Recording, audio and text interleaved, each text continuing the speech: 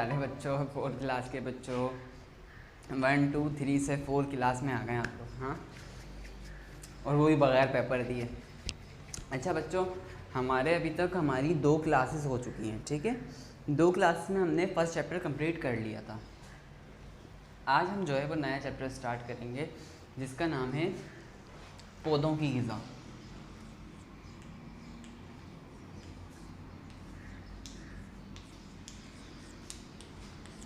ठीक है। हमारे दिमाग में हमेशा ये क्वेश्चन होता है कि क्या पौधे भी खाना खाते हैं, पर हमने तो कभी उनको रोटी खाते हुए नहीं देखा, हमने तो कभी उनको चावल खाते हुए नहीं देखा, हमने तो कभी उनको गोश्त खाते हुए नहीं देखा। फिर वो क्या खाते हैं ऐसा?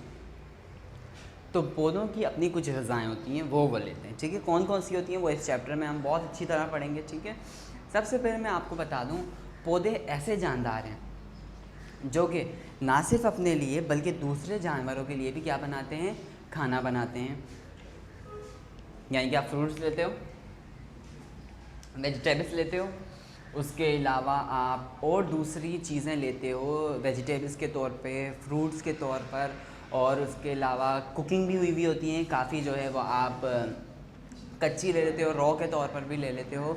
तो ये सारी चीज़ें किस में आती हैं? ये सारी चीज़ें पौधे ही हैं।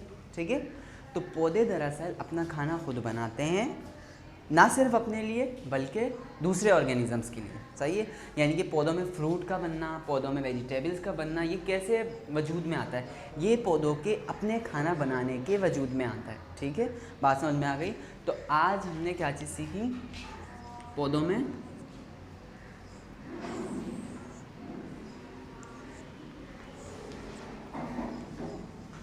खाना, खासियत क्या है पौधों की खासियत?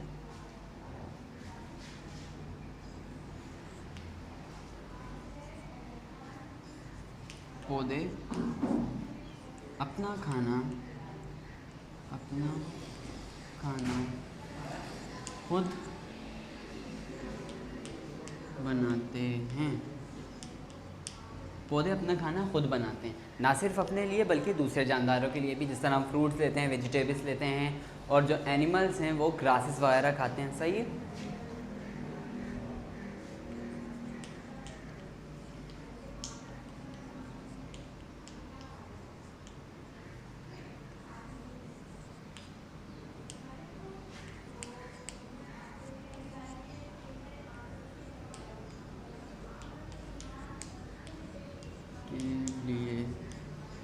भी ना सिर्फ अपने लिए बल्कि दूसरे जानदारों के लिए भी।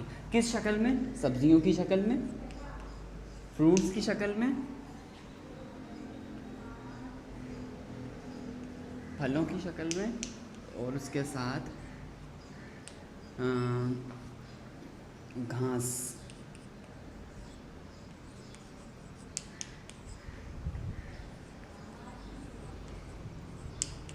अब पौधे जो है वो कुछ मेन पार्ट्स पर मुश्तमिल होते हैं।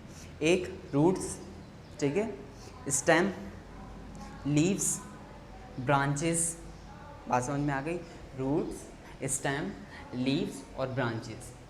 रूट्स जड़ें,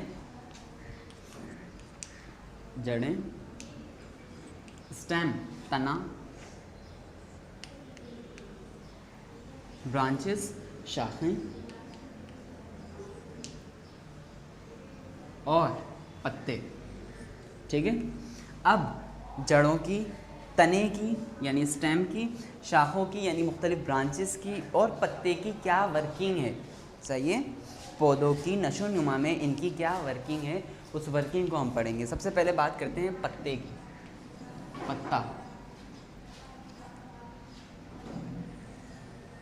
पत्ता क्या काम करता है? लीव्स। ठीक है, लीव्स लिख देते हैं, है ना, लीफ लिख देते हैं। पत्ता तो सबको पता है,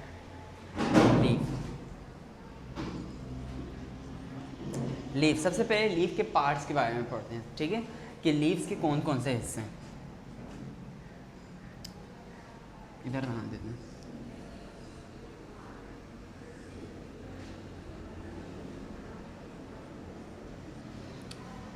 लीव्स के कितने पार्ट्स हैं? 3 पार्ट्स जो इधर आपको बताए गए हैं। एक है पिट्यूल, ये जो लाइन बाहर से अंदर की तरफ मेन लाइन जा रही है, जो हार्ड भी है बाकी लाइनों के मुकाबले, जो ये मेन लाइन होती है जिसको हम मिड रिब भी कहते हैं, ये बहुत ज़्यादा हार्ड होती है। इसको हम क्या बोलते हैं? पेटियूल। और ये जो चौड़ा हिस्सा है पत्ते का, ये क्या कहलाता है? ये कहलाता है ब्लेड। ये क्या कहलाता है? ये कहलाता है ब्लेड। जबकि ये जो शाखाएँ दिख रही हैं आपको, यानी कि ये जो नसें दिख रही हैं, इसको हम वीन्स बोलते हैं, जो कि छोटी छोटी पूरे के पूरे पत्ते पर फैली हुई होती हैं। ठीक है, तो आपने ये डायग्राम बनाई पत्ते की, उसमें आपने लेबल किया कि ये जो मेन रिब है, मेन मिड रिब में जो ये मोटी सी लाइन है, ये क्या है? पिट्यूल है। और आपने देखा भी होगा, आप एक पीपल का पत्ता लो तो बीच में मोटी सी लाइन होती है, वो दरअसल पिट्यूल कहलाती है। और जो उसका पूरा चौड़ा हिस्सा है, यानी कि ग्रीन पार्ट जो है, वो कहलाता है ब्लेड। और जो उसमें छोटी छोटी बारीक बारीक नसें नज़र आ रही होती हैं और पूरे पत्ते में फैली हुई होती हैं, पूरे ब्लेड वाले हिस्से में फैली हुई होती हैं, और वो निकल रही होती हैं पिट्यूल से, वो क्या कहलाती हैं? वो कहलाती हैं वीन्स। ठीक है, समझ में आ गया? वीन्स, पिट्यूल और ब्लेड। ये डायग्राम आपने इधर ड्रॉ कर दी। लीफ में हमने उसके 3 पार्ट पढ़े, पिट्यूल, ब्लेड, वीन। ठीक है, जो कि आपको पेज नंबर किस पर दिख रहे हैं? पेज नंबर 6 पर भी दिखते हैं कि लीफ का स्ट्रक्चर कैसा होता है और उसके कौन कौन से पार्ट्स होते हैं। सिर्फ एक लीफ से अगर आप एक पीपल का पत्ता भी ले लो तो उसमें ये 3 पार्ट्स, यानी कि आमतौर पर हर लीफ में ये पार्ट वाज़ा होते हैं। लीफ का काम क्या होता है? पत्ता पौधे के लिए खाना बनाता है।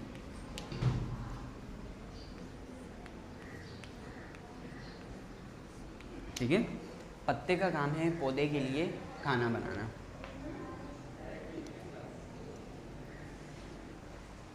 अच्छा,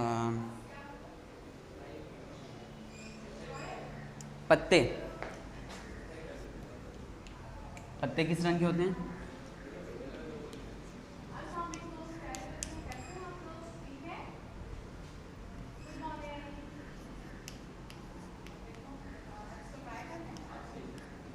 पत्ते हरे रंग के होते हैं। ये बात समझ में आ गई। उसके बाद एक नई चीज़ इसमें आ रही है जो कि शायद आपने सुनी भी होगी, शायद ना भी सुनी हो, क्लोरोफिल। ठीक है, पत्तों का हरा रंग उनमें मौजूद एक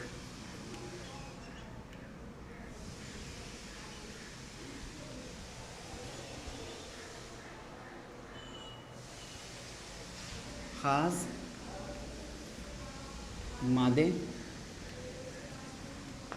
क्लोरोफिल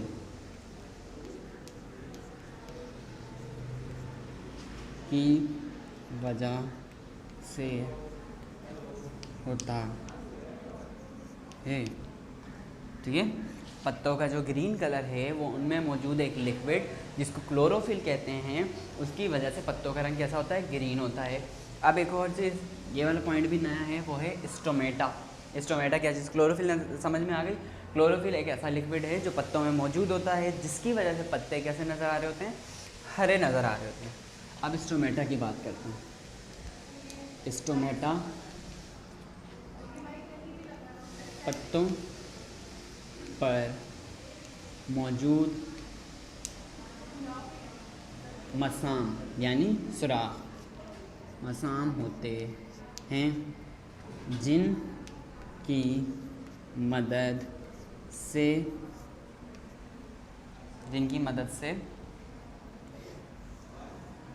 इधर से लिख रहा हूँ, जिनकी मदद से पत्ते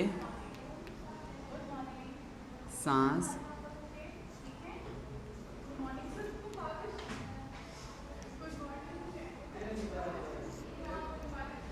लेते हैं। ठीक है, स्टोमेटा पत्तों पर मौजूद मसाम होते हैं। ठीक है, होते हैं जिनकी मदद से पत्ते सांस लेते हैं। ठीक है, यानी कि स्टोमेटा जो है वो दरअसल सुराख होते हैं पत्तों के ऊपर, छोटे छोटे सुराख होते हैं जिनकी मदद से वो सांस ले रहे होते हैं। सांस किस तरह लेते हैं? वो माहौल की कार्बन डाइऑक्साइड को लेते हैं और अपना जो खाना बनाते हैं उसके नतीजे में वो ऑक्सीजन भी बनाते हैं, उस ऑक्सीजन का इखराज करते हैं। बात समझ में आ गई? पत्ते दरअसल कुछ मेन पार्ट्स पर मुश्तमिल होते हैं जिसमें जड़ें, पत्ते, शाखें और तना शामिल है। सही है। पत्तों वाला जो हिस्सा यानी कि पत्ता क्या काम करता है? पत्ता पूरे प्लांट के लिए, पूरे पौधे के लिए खाना बनाता है। सही है। और उसका जो हरा कलर है, पत्ते का जो ग्रीन कलर है, वो उसमें मौजूद एक लिक्विड क्लोरोफिल की वजह से होता है। स्टोमेटा क्या है? पत्ते के ऊपर मौजूद सुराख जिनकी मदद से वो सांस लेता है, यानी कि मुख्तलिफ गैसेस का तबादला करता है, वो क्या कहलाते हैं? स्टोमेटा कहलाते हैं। जिन सुराख की मदद से पत्ते मुख्तलिफ गैसेस का तबादला करते हैं, यानी कि सांस लेते हैं और सांस बाहर निकालते हैं, वो सुराख क्या कहलाते हैं? स्टोमेटा कहलाते हैं। ठीक है। इस लेक्चर को आप बहुत अच्छी तरह नोट कर लें एक बार। सही है। फिर मैं इसको क्लास वर्क की तरफ लेके चलता हूँ। अब चलते हैं क्लास वर्क की तरफ।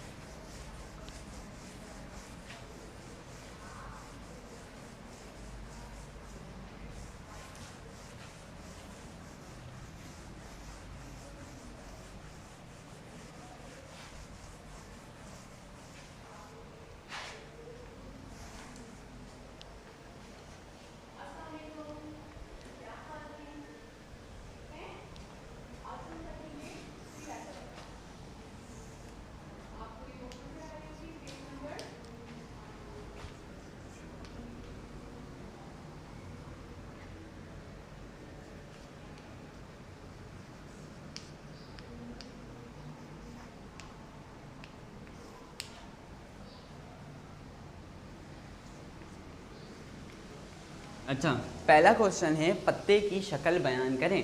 तो सबसे पहले आपने लिख लिया पत्ते की, आपने इसमें तस्वीर भी बनानी है। आपने पत्ते की तस्वीर बनाई और लिख लिया उसके 3 मेन पार्ट हैं। कौन कौन सा? पिट्यूल, वेन और ब्लेड। ठीक है। पिट्यूल कैसा है, क्या है, वो आपको मिल जाएगा पेज नंबर 6 पर मौजूद पत्तों का जो पैराग्राफ है। ठीक है। आपने वीन में 1 लाइन लिख दी या 2 लाइन लिख दी, ब्लेड में 1 लाइन लिख दी या 2 लाइन लिख दी, और पिट्यूल में भी इसी तरह 1-2 लाइनें लिख दी। उन लाइनों में क्या लिखना है कि दरअसल जो चौड़ा हिस्सा हरे रंग पर मुश्तमिल होता है वो ब्लेड कहलाता है। ठीक है। और चौड़े हिस्से के बीच में मौजूद एक हार्ड लाइन, ठीक है, एक मोटी लाइन, वो पिट्यूल कहलाती है। जबकि उस मोटी लाइन से निकलने वाले मुख्तलिफ जो पतली पतली नसें हैं वो वीन्स कहलाती हैं। ठीक है। और ये 3 चीज़ें मिलकर पत्ते की शक्ल को वाज़ा करती हैं, पत्ते की एक शक्ल बनाती हैं। ठीक है। तो इसमें आपने 3 हेडिंग भी डालनी है। सबसे पहली है ब्लेड, देन फिर पिट्यूल, उसके बाद वेन। ठीक है। समझ में आ गया बच्चों? इस तरह आपने पत्ते की शक्ल को बयान करना है। मैंने आपको समझा दिया है, हेडिंग वाइज काम करना है। पेज नंबर 6 से हेल्प लेनी है। ठीक है। और इस सवाल को कंप्लीट करना है। अब आ जाते हैं हम अगले क्वेश्चन की तरफ। अगला क्वेश्चन है हमारा, अगला सवाल है क्लोरोफिल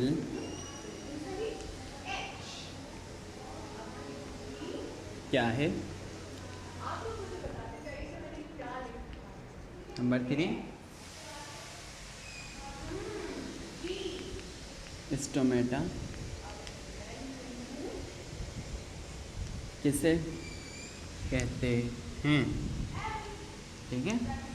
क्लोरोफिल क्या है, बुक से भी हेल्प ले सकते हैं पेज नंबर 6 से। और उसके अलावा मैंने आपको बबल में भी बताया कि पत्तों का जो हरा रंग है वो दरअसल एक ख़ास किस्म के मादे यानी एक ख़ास किस्म के लिक्विड की वजह से होता है। जो लिक्विड किसका होता है?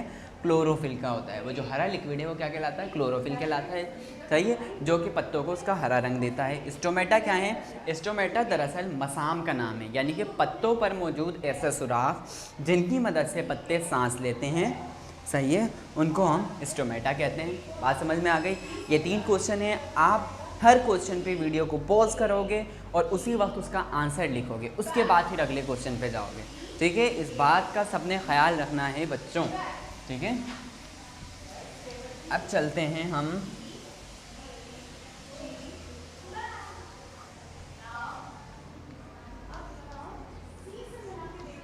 होमवर्क की तरफ। ठीक है, होमवर्क में है सबसे पहला क्वेश्चन, पौधों के बारे में आप क्या जानते हैं? पौधों के बारे में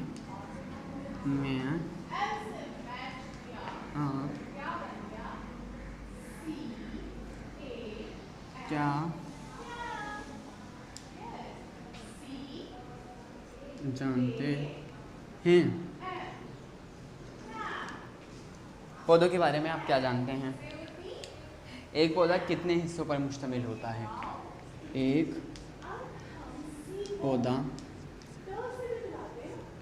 कितने हिस्सों पर मुश्तमिल